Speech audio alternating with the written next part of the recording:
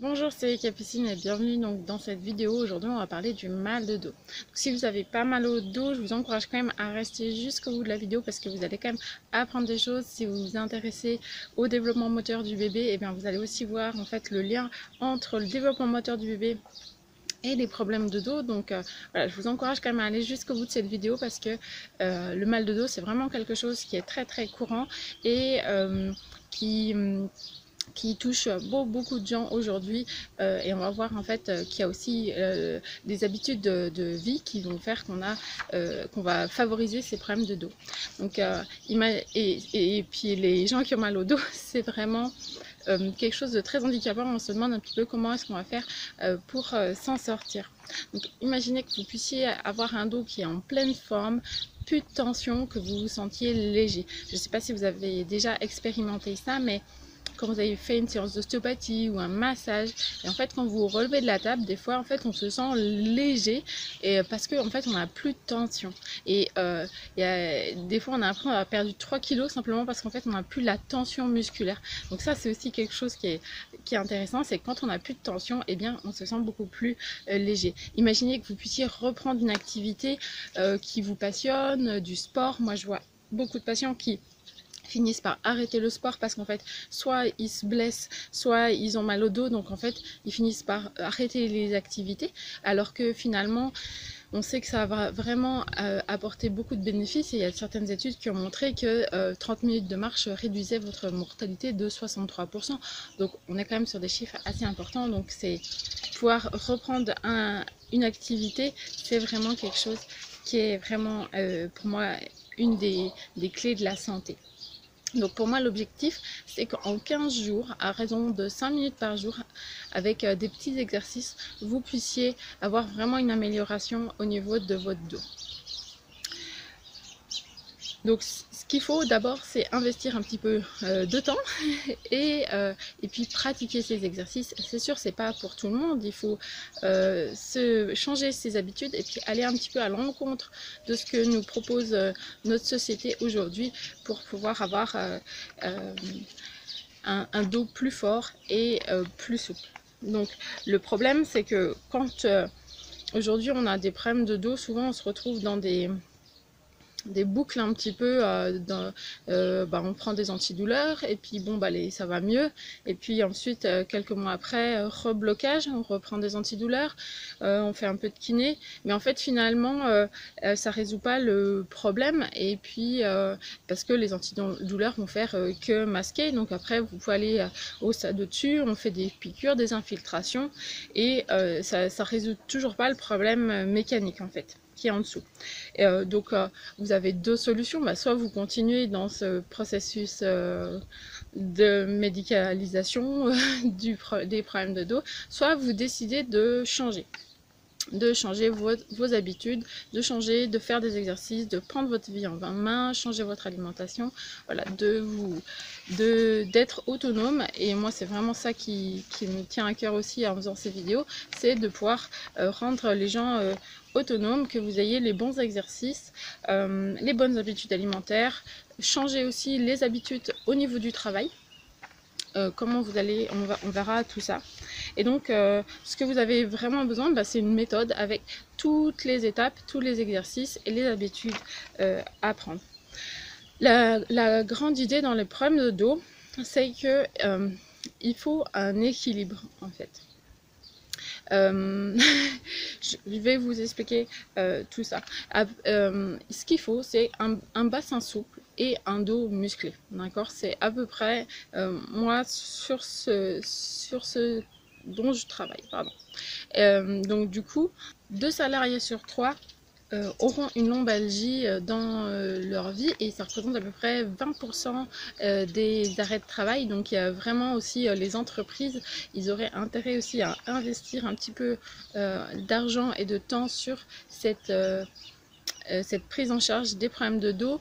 Et puis moi ce que je vois aujourd'hui, ce qui est fait en entreprise, c'est vraiment je suis pas sûre que ça va changer vraiment les problèmes de dos parce que bon, régler l'écran, régler la chaise, c'est pas, c'est des petits pansements en fait. Ça marche, mais pour moi c'est pas ça l'optimal. Il y aurait des choses bien plus puissante et qui marcherait et qui marche déjà aux États-Unis. On sait que ça représente 11 millions d'euros de... Oui. Oh oui, je t'aime aussi. Et à peu près 47% des salariés disent avoir souffert de mal de dos. Tu veux venir? T'as froid? Il va rentrer à l'intérieur. Bah allez, viens. Viens. Viens, je te porte. Parce que. Du coup, on a aussi... je voulais vous parler d'un de mes patients que j'ai croisé en dehors du cadre de mon cabinet, qui m'a dit: ah, au fait, je viens plus vous voir parce qu'en fait je fais vos exercices et j'ai plus mal au dos. Et voilà, j'ai eu plusieurs cas comme ça où une fois c'était la conjointe qui m'a dit: ah bah mon mari vient plus parce que quand il sent que ça tend, bah, il fait vos exercices et ça suffit. Donc c'est vraiment pour moi quelque chose d'important. Ensuite, donc, je voulais vous parler du développement moteur de l'enfant, puis des problèmes de dos. En fait, l'enfant, quand il naît, il n'a qu'une seule courbure. Et donc, c'est une petite boule. Et puis ensuite, quand l'enfant il va se retourner, ramper, faire du casse-pattes, eh bien, il va créer ses courbures cervicales, courbures lombaires. Et du coup, ce développement moteur, en fait, il va aussi participer à la bonne mise en place de la posture. Et vous allez voir qu'il y a une partie des exercices qui vont se rapprocher des exercices que va faire le bébé dans son développement moteur. Et en fait, l'idée, c'est vraiment de créer un équilibre au niveau de la posture. Et ensuite, forcément, une fois qu'on est adulte, qu'on a notre posture, c'est ce qu'on va faire au quotidien qui va avoir une influence sur notre dos. Donc maintenant, vous savez à petit peu près ce qu'il faut faire. Il faut allonger vos chaînes musculaires au niveau des jambes, principalement pour assouplir au niveau du bassin, et puis avoir un dos qui est musclé pour que ça puisse tenir votre dos. Et puis ensuite, il faut éviter cette position aussi